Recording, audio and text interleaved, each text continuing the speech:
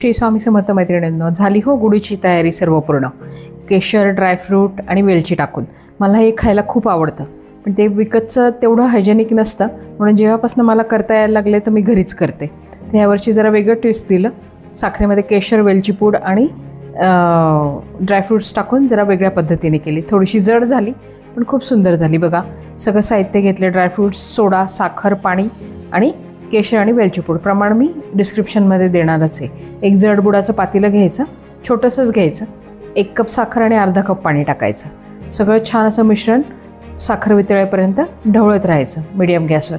वितळली साखर, उकळी आली की त्याच्यात दूध घालायचं, जेणेकरून साखरेची सगळी जी मळी असते किंवा जे म्हणजे गाळ असतो तो सगळा वरती तरंगून येतो आणि पाक स्वच्छ करायला मदत होते.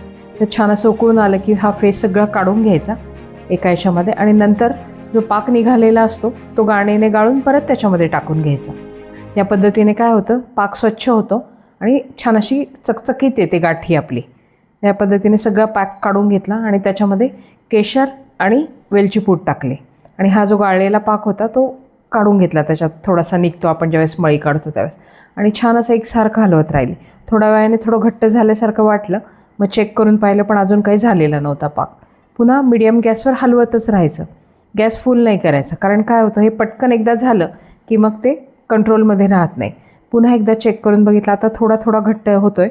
कलर पण केशरामुळे खूप सुरेख आला आहे आणि चकाकी पण आली आहे पाकाला. तर ह्या पद्धतीने बघा, आता हा पाक जवळजवळ झाला आहे.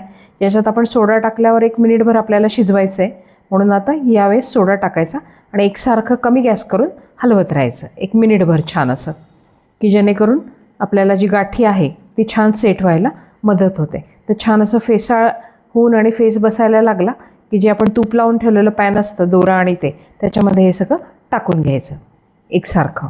या पद्धतीने बघा, नॉनस्टिक असेल तर नॉनस्टिक घ्या. स्टीलच्या ताटाला पण तूप लावून असा दोरा अंथरून घेतला तर त्याची पण छान होते, किंवा वाट्यांमध्ये घेतलं त्याची पण छान होते.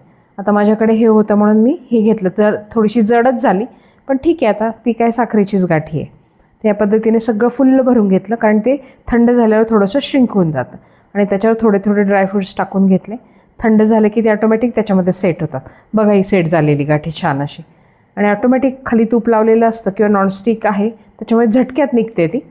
थंड झालं की एक काढून बघायचं आणि मग सगळे काढून घ्यायचे. बघा, ही 7 याची सुरेख अशी गाठी तयार झाली आणि केशरामुळे छान असा पिवळसर असा रंग आला. खूपच सुरेख झाली, एकदम ठिसूळ.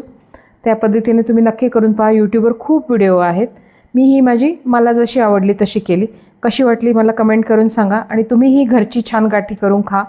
एन्जॉय. थँक्यू. हॅपी गुढी पाडवा. नवीन वर्षाच्या खूप खूप शुभेच्छा.